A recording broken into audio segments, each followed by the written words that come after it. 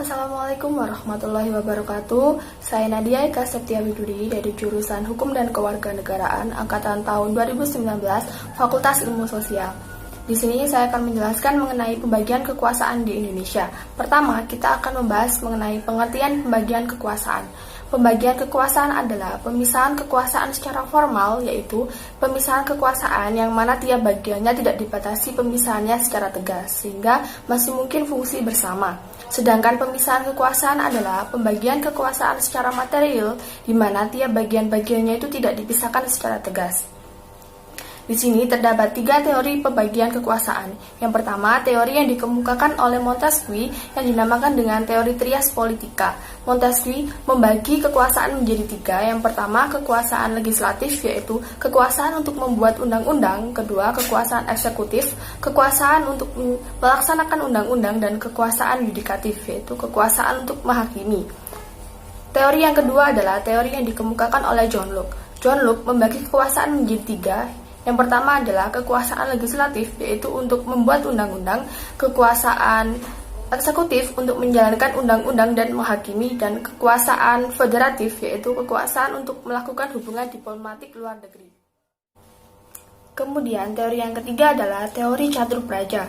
Ajaran pembagian kekuasaan yang diajukan oleh Vollenhoven Donner dan Gottnow. Menurut Van Vollenhoven, fungsi-fungsi kekuasaan negara itu terdiri atas 4 cabang yang kemudian di Indonesia biasanya diistilahkan dengan catur praja, yaitu 1. Fungsi regeling, yaitu pengaturan. Kedua, fungsi bestur, yaitu penyelenggaraan pemerintahan. Ketiga, yaitu fungsi Rechtspraak, yaitu peradilan. Dan keempat, fungsi politi, yaitu berkaitan dengan fungsi ketertiban dan keamanan. Kemudian, mekanisme pembagian kekuasaan di Indonesia diatur sepenuhnya di dalam Undang-Undang Dasar 1945. Penerapan pembagian kekuasaan terdiri dari pembagian kekuasaan secara horizontal dan pembagian kekuasaan secara vertikal. Pembagian kekuasaan secara horizontal adalah pembagian kekuasaan menurut fungsi lembaga-lembaga tertentu seperti legislatif, eksekutif, dan yudikatif. Pembagian kekuasaan ini dilakukan pada tingkatan pemerintahan pusat dan pemerintahan daerah. Nah, kekuasaan horizontal ini terdiri dari kekuasaan konstitutif, di mana kekuasaan konstitutif adalah kekuasaan untuk mengubah dan menetapkan undang-undang. Kekuasaan konstitutif ini dijalankan oleh Majelis Permusyawaratan Rakyat sebagaimana ditegaskan dalam Pasal 3 Ayat 1 Undang-Undang Dasar Negara Republik Indonesia tahun 1945 yang menyatakan bahwa Majelis Permusyawaratan Rakyat berwenang mengubah dan menetapkan undang-undang.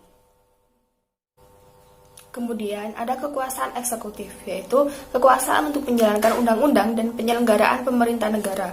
Kekuasaan eksekutif ini dipegang oleh Presiden sebagaimana ditegaskan dalam Pasal 4 Ayat 1 Undang-Undang Dasar Negara Republik Indonesia tahun 1945 yang menyatakan bahwa Presiden Republik Indonesia memegang kekuasaan pemerintahan menurut Undang-Undang Dasar. Kemudian, kekuasaan legislatif. Kekuasaan legislatif adalah kekuasaan untuk membentuk undang-undang.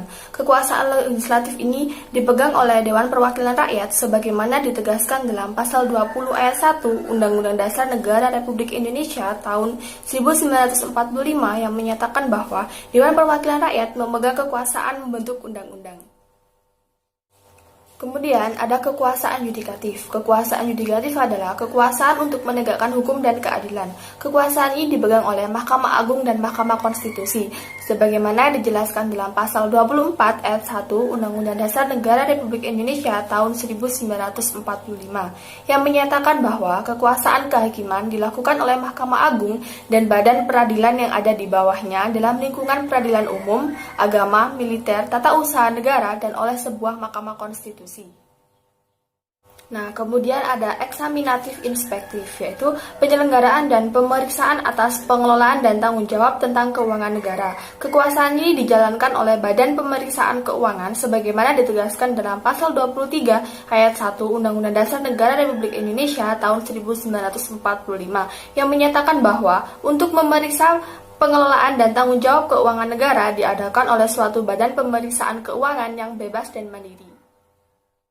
Nah, yang terakhir adalah kekuasaan moneter. Kekuasaan moneter adalah kekuasaan untuk menetapkan dan menjelaskan kebijakan moneter, mengatur dan menjaga kelancaran sistem pembayaran, serta memelihara kestabilan rupiah. Kekuasaan ini dijalankan oleh Bank Indonesia selaku Bank Sentral di Indonesia, sebagaimana ditegaskan dalam pasal 23D Undang-Undang Dasar Negara Republik Indonesia tahun 1945 yang menyatakan bahwa negara memiliki suatu bank sentral yang susunan kedudukan, kewenangan, dan tanggung jawab dan independensinya diatur dalam undang-undang. Nah, yang kedua adalah pembagian kekuasaan secara vertikal, yaitu pembagian kekuasaan antara beberapa tingkatan pemerintah. Pasal 18 ayat 1 Undang-Undang Dasar Negara Republik Indonesia tahun 1945 menyatakan bahwa Negara Kesatuan Republik Indonesia dibagi atas daerah, provinsi, dan daerah provinsi dibagi atas kabupaten dan kota, yang tiap-tiap provinsi, kota, kabupaten itu mempunyai pemerintahan daerah yang diatur dengan undang-undang.